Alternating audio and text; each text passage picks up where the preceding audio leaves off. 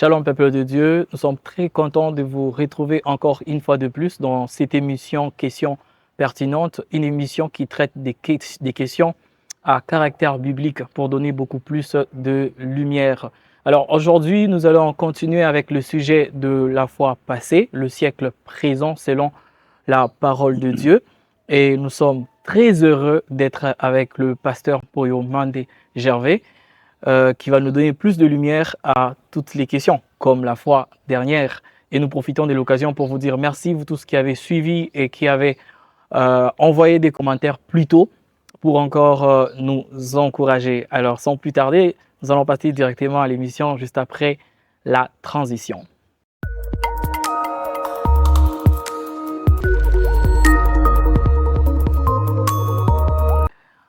Alors, merci beaucoup des retours devant cette caméra. Nous avons le privilège de recevoir le pasteur Poyo Mande Gervais, à qui nous disons bonjour papa. Bonjour Lionel. Grand est notre plaisir de vous recevoir encore une fois de plus dans cette émission. Merci beaucoup aussi pour votre invitation dans cette émission. Merci beaucoup papa. Sans plus tarder, nous allons passer directement aux questions. Je l'ai bien signifié dans mon introduction que nous allons continuer les sujets de la foi passée qui traitaient du siècle présent selon la parole de Dieu. Voilà, nous allons partir directement vers la première question. Et la première question, papa, est de savoir comment aider le jeune à grandir avec la vérité de Dieu alors que le monde leur dit que tout c'est faux. Merci beaucoup pour la question. Comment aider les jeunes? C'est très simple. C'est en les conduisant selon les voies de Dieu, en leur apprenant à marcher conformément à la parole de Dieu, comme il est écrit dans le psaume 119 et le verset 9, il est écrit: comment le jeune homme rendra-t-il pur son sentier en se dirigeant d'après ta parole. Oui. Donc, il faut aider les jeunes à mettre en pratique la parole de Dieu. Et là, bien sûr, nous faisons allusion à ceux qui ont déjà donné la vie à Christ. Amen. Et aussi aider ceux qui n'ont pas encore donné la vie à Christ à recevoir Christ dans leur vie. Oui. Je voudrais que nous ajoutons aussi le proverbe 22, le verset 6, ça peut toujours aider parce que les jeunes sont quand même issus des familles. Oui. Proverbe 22 et le verset 6, nous y découvrons ceci. Instruis l'enfant selon la voie qu'il doit suivre. Et quand il sera vieux, il ne s'en détournera pas. Donc il y a déjà un travail qui commence dès le bas âge. Oui. Instruire l'enfant dans la voie qu'il doit suivre, et cette voie, c'est la voie de Dieu. Ainsi, quand il atteindra aussi l'âge de la jeunesse, il pratiquera la parole de Dieu. Voilà comment je peux répondre à cette question. Merci beaucoup papa. Et nous disons encore merci à tous ceux qui nous suivent. Nous allons prendre la deuxième question. Papa, nous avons fait un constat. Nous avons regardé tout ce qui se passe aujourd'hui dans ces mondes et nous voyons que l'Église, petit à petit, est en train de perdre sa responsabilité face à tout ce que nous traversons comme problème, face à toute influence que le monde est en train d'imposer sur les fidèles de l'Église, au fait. Alors, nous avons tiré de là une question qui est celle de savoir quel est le rôle de l'Église quand les mal et l'injustice deviennent de plus en plus visibles dans le monde. Merci beaucoup pour la question. Je crois qu'il faudra d'abord noter que le mal dans le monde ne va pas se terminer. Oui. Il faut noter que le mal ira toujours de plus en plus parce que nous vivons les derniers temps. Oui. C'est très important que nous puissions le savoir. On peut condamner l'Église à tort. Oui. L'Église fait son travail. L'Église qui a le rôle d'être le sel et la lumière, comme cela est dit dans Matthieu 5, versets 14 à 16, il est écrit: vous êtes la lumière du monde, une ville située sur une montagne ne peut être cachée. Et on n'allume pas une lampe pour la mettre sous le boisseau, mais on la met sur le chandelier et elle éclaire tous ceux qui sont dans la maison. Que votre lumière luise ainsi devant les hommes, afin qu'ils voient vos bonnes œuvres et qu'ils glorifient votre Père qui est dans les cieux. Ça, c'est le rôle que l'Église doit jouer. Face au mal, c'est d'éclairer. Et quand l'Église éclaire, c'est pour permettre à ceux qui sont dans les ténèbres, ceux qui ne connaissent pas Jésus, ceux qui vivent encore dans le mal, de quitter le mal et d'aller vers le bien, c'est-à-dire vers Dieu. Ça, c'est le rôle de l'Église. Maintenant, où il peut y avoir une faiblesse, c'est quand les chrétiens, quand on parle de l'Église, on voit les chrétiens qui doivent jouer ce rôle-là, font l'inverse. C'est peut-être qu'il y a le danger. Mais le travail se fait parce qu'il y a quand même des chrétiens qui sont sérieux, qui jouissent d'un bon témoignage et jouent ce rôle de lumière et de sel. Ça existe. Il y a aussi des faibles, au fait, qui ne jouent pas ce rôle, mais qui deviennent un peu comme un frein, empêchant ceux qui sont dans les ténèbres, ceux qui font le mal, de quitter le mal, venir vers le bien, venir vers Dieu. Voilà comment je peux répondre. Mais néanmoins, cela ne signifie pas que le mal va disparaître totalement. Le mal, il y en aura toujours. D'ailleurs, dans les derniers temps, le mal va s'accroître. Pourquoi? Parce qu'il y a le malin qui est encore là. Dans 1 Jean chapitre 5, le verset 19, la parole de Dieu dit ceci: nous savons que nous sommes de Dieu et que le monde entier est sous la puissance du malin. Voilà. Dès lors que le monde est sous la puissance du malin, il y aura toujours le mal. Mais cela ne doit pas empêcher l'Église de jouer son rôle de lumière et de sel pour gagner ceux qui sont encore dans les ténèbres, qui sont utilisés par le malin pour faire le mal. Voilà comment je peux répondre. J'espère que j'ai bien répondu à cette préoccupation. Merci beaucoup, papa. Vous avez bien répondu. Et s'il y aura d'autres préoccupations par rapport à la question, peut-être dans les commentaires, ceux qui vont nous revenir, nous reviendrons avec la question pour plus d'éclaircissement. Alors, papa, nous allons passer à la troisième question. Et nos questions, souvent, sont tirées lorsque nous faisons des constats. Donc, les constats par rapport à ce que nous traversons dans le monde. Et nous savons bel et bien que la lumière, elle est dans la parole de Dieu. Donc, nous n'allons pas répondre à certains problèmes, à certaines préoccupations avec notre propre intelligence ou selon les philosophies humaines. Tandis que la parole de Dieu nous donne la vérité et la vérité qu'il faut.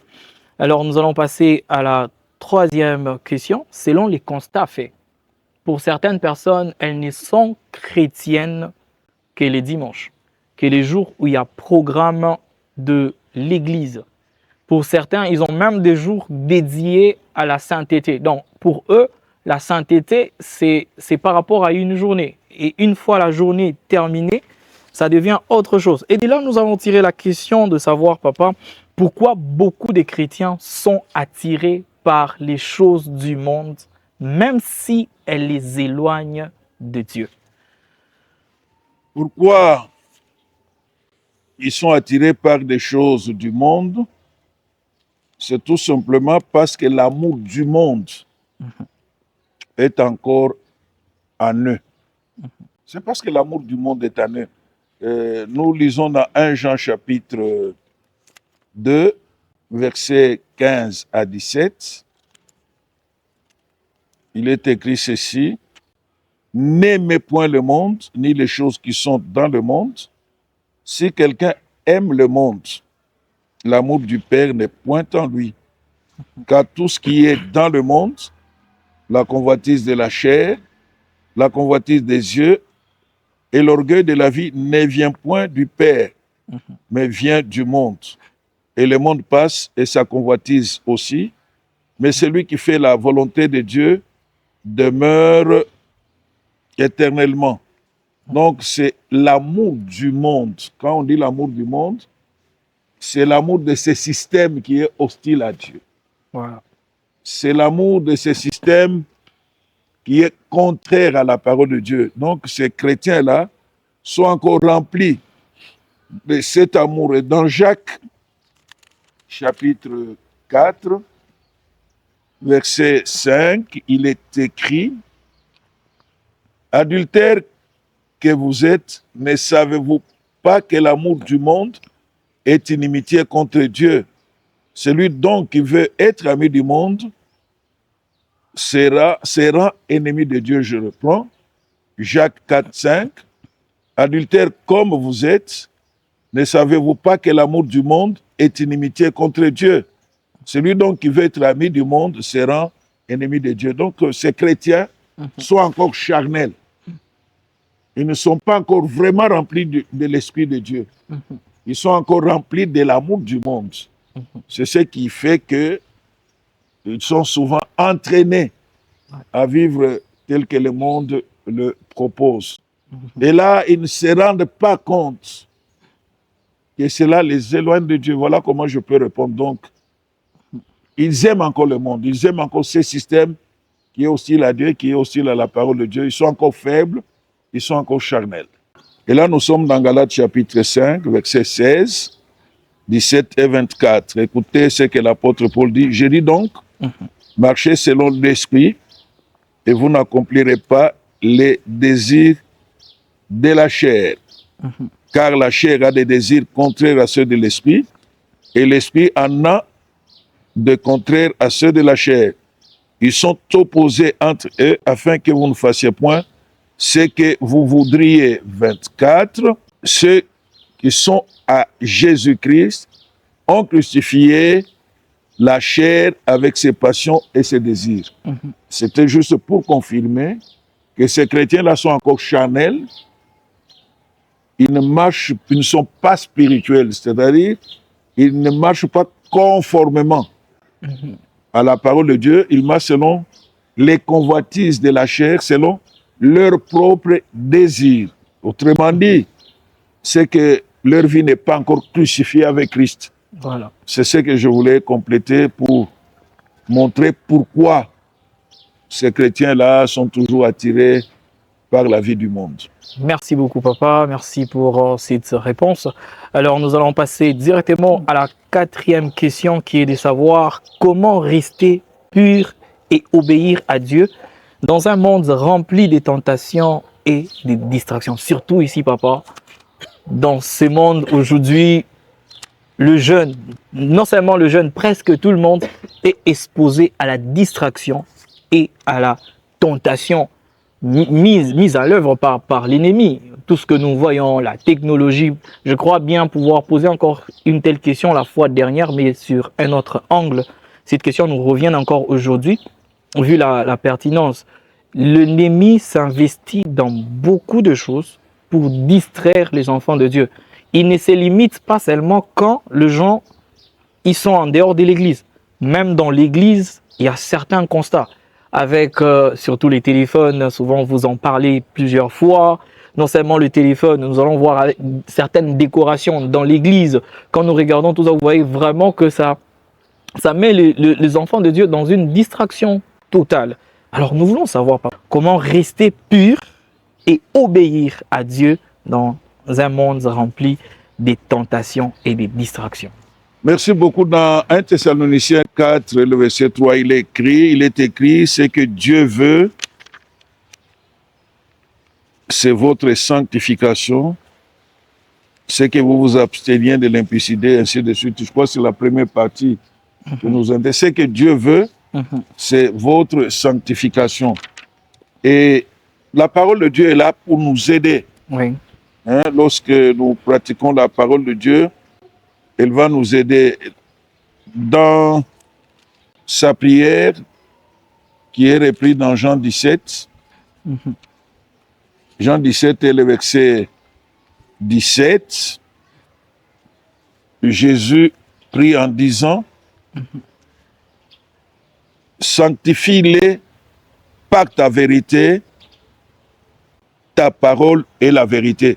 Ce que Dieu veut, c'est votre sanctification. Et Jésus, dans sa prière, qui est dite sa prière sacerdotale, il prie son Père en dit, sanctifie-les par ta parole est la vérité. Donc c'est la parole de Dieu. Quand le chrétien demeure dans la parole de Dieu, pratique la parole de Dieu, cela va le sanctifier davantage, va lui communiquer même la capacité de résister face à tout ce qui peut arriver. Amen. Nous le voyons avec le Seigneur Jésus au jour de sa tentation dans le désert. Il a pu résister aux tentateurs au moyen de la parole. Ça, c'est de deux. Il faut mener aussi une vie remplie du Saint-Esprit, comme nous l'avons vu. Oui. La plénitude du Saint-Esprit, c'est important. Parce que l'Esprit de Dieu nous donne la capacité de surmonter les tentations. Vous avez évoqué beaucoup de cas qui donnent des distractions, qui amènent des choses telles que l'usage du téléphone, parce que les gens sont esclaves. Ils ne veulent pas se détacher même pour un temps de leur téléphone pendant que le culte est dédié à Dieu. C'est de l'esclavage. Mais un chrétien qui est vraiment sanctifié par la parole de Dieu, qui est rempli du Saint-Esprit, ça ne sera pas un problème de se débarrasser de son téléphone pendant un temps pour vraiment consacrer son temps à Dieu. Vous avez fait allusion parfois à un certain type de décoration dans les temples de Dieu, parfois qui distrait. Je crois que parfois, on copie ce qu'on voit dans le monde. Voilà. Parfois, à certains endroits, on a l'impression qu'on est dans une boîte de nuit. On n'a pas besoin de tout cela. Je crois que les lieux de culte devaient être les lieux le plus simples possible, mais propres. Mais toutes ces, parfois, des genres de décoration, certaines lumières qui ressemblent un peu à un endroit où les gens sont allés fêter. Moi, je crois que toutes ces choses-là ne sont pas très utiles. Mais pour tenir bon, individuellement, personnellement, je dis qu'il y a la parole de Dieu. Parce que si Jésus a résisté, les premiers disciples ont résisté, c'est parce qu'en eux, il y avait la parole de Dieu et ils étaient remplis du Saint-Esprit. Voilà. Et je pourrais ajouter un troisième élément, c'est il ne faut pas être en compagnie des moqueurs. Voilà. Ça, c'est... Il faut savoir aussi quelle est la compagnie que nous fréquentons. Psaume 1, verset 1 à 3. Heureux l'homme qui ne marche pas selon les conseils des méchants. Il ne s'arrête pas sur la voie des pécheurs. Il ne s'assied pas en compagnie des moqueurs, mais qui trouve son plaisir dans la loi de l'Éternel et qui la médite jour et nuit. Il est comme un arbre planté près d'un courant d'eau qui donne son fruit en sa saison et dont les feuillages ne se flétrissent point. Tout ce qu'il fait lui réussit. C'est pour confirmer ce que je venais de dire. Oui. En ajoutant d'autres éléments, il faut éviter certaines compagnies qui sont mauvaises, qui peuvent constituer un peu comme une force qui tire vers l'arrière. Et beaucoup de chrétiens sont victimes. Ils ne progressent pas parce qu'ils sont toujours dans des mauvaises compagnies. Oui, oui. Voilà ce que je voulais aussi ajouter. Merci beaucoup, c'est tellement riche et je crois vraiment que ça vous bénit, vous tous qui avez l'habitude de regarder cette émission. Et nous tenons à vous rappeler que ce sujet n'a pas commencé aujourd'hui. Nous avons eu la première partie. Je vais vous mettre les liens dans la description. Pour ceux qui n'avaient pas suivi la première partie, peuvent cliquer sur les liens pour suivre la première partie et continuer. Cela n'empêche pas de suivre encore la deuxième partie jusqu'à la fin pour revenir juste après suivre la première partie. La cinquième question, c'est comment garder la paix dans notre cœur alors que tout autour de nous semble bruyant, stressant et troublé.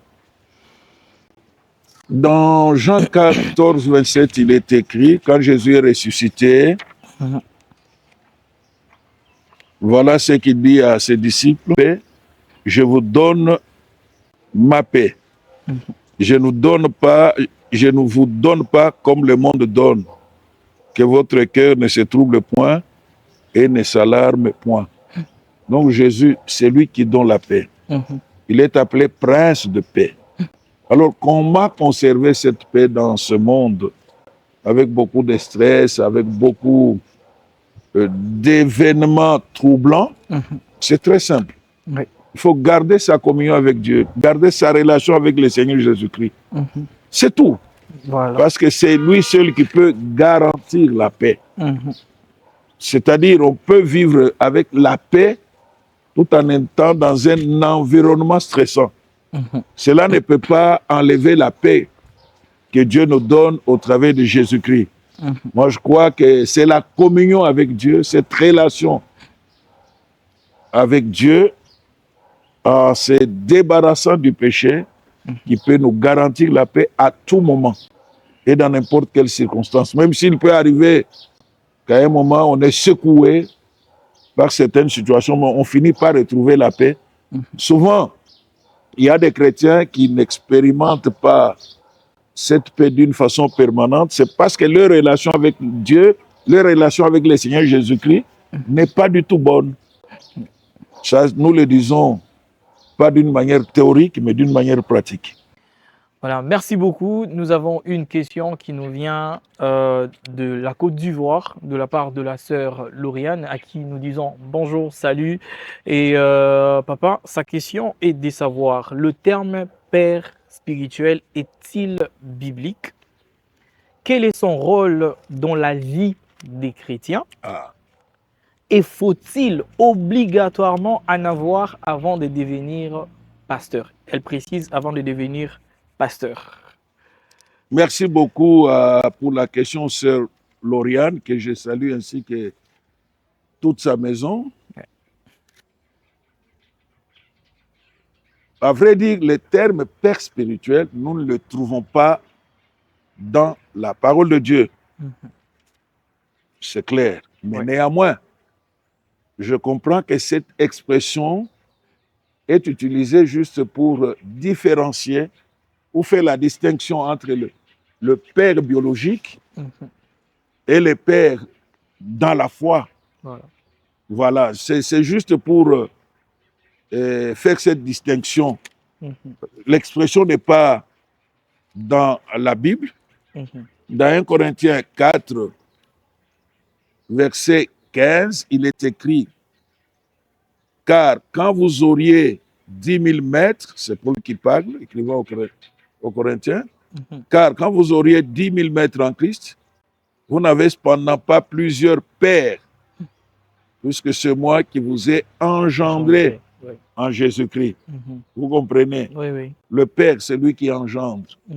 Le père qu'on qualifie de spirit, c'est lui qui encadre. Celui qui est appelé à paître le troupeau. On appelle aussi des conducteurs, comme nous le voyons dans Hébreux chapitre 13 et le verset 17. Hébreux 13, le verset 17. Obéissez à vos conducteurs. C'est ça ce qu'on qualifie, permettez-moi l'expression, ce qu'on qualifie de pères spirituels. Faut-il obligatoirement avoir un père spirituel pour que quelqu'un devienne pasteur? Je ne vois pas aussi quelqu'un qui aspire à être pasteur ne pas avoir un encadreur, ne pas avoir un responsable. C'est vrai, nous voyons que Saul de Tarse, quand il a été appelé, il n'avait pas de père spirituel. Ça, c'est un cas exceptionnel. Nous voyons quand même que le même Saul de Tarse, après son appel, il a été quand même encadré par quelques personnes. Et après avoir travaillé, il est allé à Jérusalem rencontrer les apôtres qui étaient considérés. Il leur a partagé l'évangile qu'il donnait pour savoir s'il était dans le bon. Donc, il a quand même tenu compte qu'il y a des gens qui l'ont précédé, qui ne devaient pas ignorer. Donc, je ne vois pas personnellement quelqu'un qui aspire à être pasteur, mais qui soit un électron libre. Oui, oui. Dieu choisit dans l'Église. Mhm. Je crois que l'appel du genre de Saul de Tarse, bon, c'est exceptionnel. Je crois que ça devient aussi, c'est exceptionnel. Mhm. Dieu fait le choix dans son Église Oui. des gens à qui il peut accorder le ministère pastoral Mhm. et qui sont sous l'autorité des conducteurs, des bergers. Oui, oui. C'est comme ça que je peux répondre. Mhm. Dire obligatoirement, bon, c'est peut-être trop fort, mais C'est nécessaire. c'est nécessaire. Oui. Parce qu'au fait, même quand ce frère devient pasteur, Mhm. il a quand même besoin d'un encadrement. Oui, oui. Il a besoin de quelqu'un, lorsqu'il a des problèmes, des difficultés, à qui il peut se référer pour l'aider à cause de son expérience. Oui, oui. Je venais de parler de Saul, qui est devenu Paul. Il est allé quand même à Jérusalem, Mhm. après avoir travaillé pour exposer l'évangile, pour s'assurer qu'il était dans le bon. Donc, c'est nécessaire d'avoir ceux qui ne veulent pas être sous l'autorité d'autres personnes, commettent beaucoup de dégâts. Mhm. On a toujours besoin d'un quelqu'un qui a un peu plus d'expérience, Oui, oui. qu'on peut toujours consulter, qui peut encadrer. Mhm. On a besoin de l'encadrement. Vous voyez, Jésus, lui-même avant de lancer les disciples dans les champs missionnaires, il les a d'abord encadrés, il les a formés.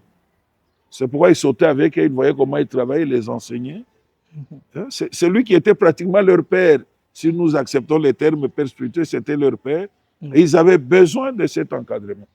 C'est ce qui fait que chaque fois que les disciples étaient habités à certaines difficultés, ils ne comprenaient pas, ils interrogeaient Mhm. le Seigneur Jésus-Christ, qui était le responsable. C'est nécessaire d'avoir quand même ce que nous qualifions de père spirituel, c'est très important. Oui, oui. Très, très important. Parce que le choix ne se fait pas en principe en dehors de l'Église. Mhm. Le choix de Dieu s'est fait dans Dans l'Église. l'Église. Oui, oui. Ça s'est fait dans l'Église. Mhm. C'est là que Dieu seul choisit. Et c'est l'Église qui forme Mhm. au ministère. Quand Dieu Mhm. choisit quelqu'un à devenir pasteur, Mhm. il ne demande pas l'avis de son père spirituel. Voilà. Peut-être c'est là. Il Mhm. n'a pas besoin de demander son avis. Oui, oui. Dieu n'a pas besoin de le consulter en disant, voilà, je voudrais choisir tel comme pasteur, ton fils dans la foi, Mhm. quel est ton avis? Non, Dieu ne demande pas l'avis du Père. Mhm. C'est peut-être là que la sœur Lauriane, c'est peut-être là qu'il voulait en arriver. Oui, oui. Il n'a pas besoin de l'avis du Père spirituel. Mhm. Dieu est souverain, c'est lui qui choisit. S'il veut, il peut le révéler au Père spirituel, mais il n'a pas besoin de son avis. Oui, oui. C'est lui qui choisit, qui établit, selon sa souveraineté. Bien, le Lumière. Père ne va pas dire non pour toi, que Dieu t'a dit, moi, il ne m'a pas Moi, il m'a dit pas dit. non. Ça devient source de beaucoup de Des conflits conflits aujourd'hui. inutilement. Oui, oui. Si quelqu'un, le fils vient dire que papa, Père, Dieu m'appelle au pastorat, si Dieu ne t'a rien dit, prie, Mhm. fais concourir aussi d'autres Mhm. serviteurs de Dieu pour la confirmation. Normalement, un bon berger, un bon père, Mhm. quand il suit, il est en train de suivre les fidèles, il peut déjà découvrir certains appels Voilà. dans le chef des membres de l'Église. J'espère avoir bien répondu à cette question aussi complexe et pertinente de la sœur Lauriane, qui Ouf, peut être la préoccupation de beaucoup qui nous suivent également. certainement. Merci beaucoup, papa, pour la lumière que vous avez apportée à toutes ces questions. Il est certain que ce n'est pas toutes les questions, mais avec le temps, nous allons faire parvenir d'autres questions. Et papa, en conclusion, qu'est-ce que vous pouvez dire à ces peuples, plus particulièrement ceux qui nous suivent en ligne, les constats qui a été fait, c'est que l'église n'est pas seulement en présentiel.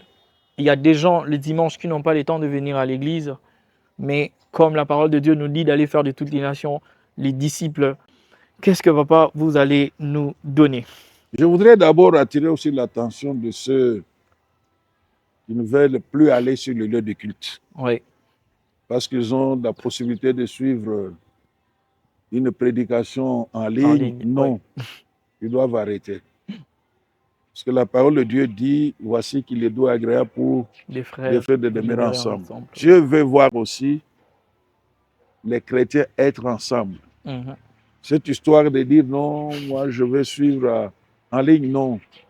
Il faut arrêter. À moins que les jours du culte ou les heures de culte, D'être au travail. il est au travail. Mais Oui. quelqu'un qui n'est pas au travail, je disais à un frère qui dit non, dimanche je ne viendrai pas parce que je vais faire la lessive. Il dit non.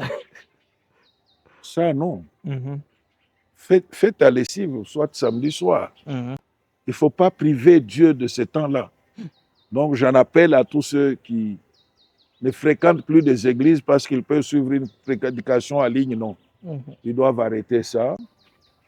En ligne, que ça soit un plus. Oui. Et j'en appelle aussi à tous les chrétiens d'être sérieux. Le monde que nous voyons ira toujours à la dérive. Mhm. Le mal ira toujours croissant. Il y a beaucoup de choses qui se faisaient en cachette, qui étaient mauvais maintenant. C'est au grand jour. Jésus avait déjà prévenu. Oui. Nous, les chrétiens, qu'est-ce que nous devons faire? C'est de tenir encore fort, marcher dans la pureté et être cette lumière. Bien que le mal ira toujours s'accroissant. C'est normal que Jésus avait prévenu cela parce que ça fait partie du signe de la fin. Mais nous, en tant que chrétiens, en tant qu'Église, notre rôle, c'est ce que nous voyons dans Matthieu 5,16, que votre lumière luise ainsi devant les hommes, afin qu'ils voient vos bonnes œuvres et qu'ils glorifient votre Père qui est dans les cieux.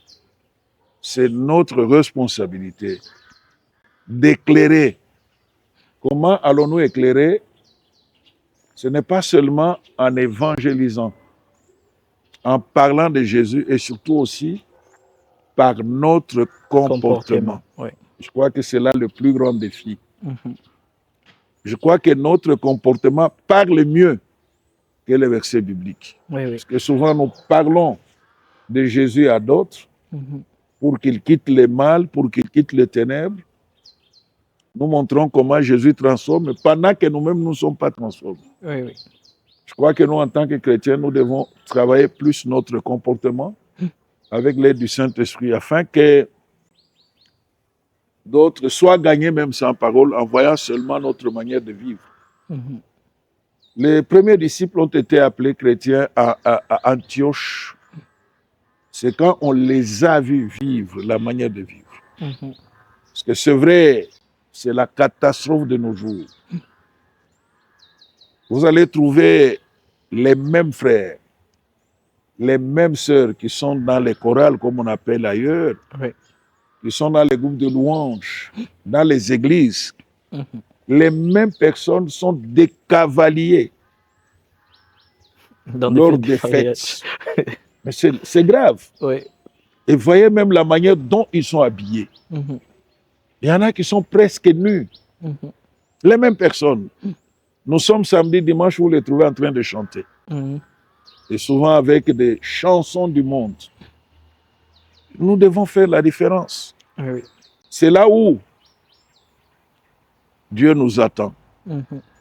Les gens nous observent. Si notre comportement n'est pas bon, nous ne sommes pas la lumière, nous sommes les ténèbres. Voilà. Donc nous devons nous efforcer à être vraiment la lumière, le sel de la terre pour donner du goût de la vie de Christ à tous les païens. Merci beaucoup, papa. Nous sommes très heureux et nous nous sentons vraiment bénis par votre présence et nous vous disons merci d'avoir répondu à notre invitation. Et plus vous nous apportez des lumières sur des questions qui nous compliquent, plus Dieu nous fait du bien. C'est d'une manière ou d'une autre pour nous d'être bénis par vous. Nous disons également merci à tous nos téléspectateurs ou nos abonnés qui nous suivent à partir des YouTube. Nous voulons préciser quelque chose. Si jamais vous n'avez pas une église où vous priez, vous avez l'habitude de nous suivre en ligne, une fois que vous êtes à Lubumbashi, n'hésitez pas de venir prier avec nous. Nous prions chaque jeudi et chaque dimanche. Les jeudis, nous avons culte à partir de 17h jusqu'à 19h. Et les dimanches, nous avons culte à partir de 9h30 jusqu'à 12h. Si vous vous retrouvez dans la ville de Lubumbashi, n'hésitez pas de venir prier avec nous, comme le pasteur l'a bien dit. Ne vous contentez pas de rester seulement en train de suivre les prédications en ligne. Quand vous avez le temps, venez dans la présence de Dieu, car nous sommes bénis lorsque nous nous retrouvons entre frères et sœurs. Alors, nous vous donnons rendez-vous à la prochaine et nous vous disons merci beaucoup. Je ne sais pas si, à part ça, papa, vous avez quelque chose à ajouter encore? Je salue tous ceux qui nous suivent, parce que plus ils nous suivent, plus ils nous encouragent également à les édifier. Et notre prière, que ce que nous donnons comme message apporte un plus dans la vie chrétienne et apporte des changements utiles, et qu'à la fin de notre séjour sur la terre, que nous vivions l'éternité avec le roi des rois et le Seigneur des seigneurs. Amen. Merci beaucoup, papa. Et nous vous disons à la prochaine.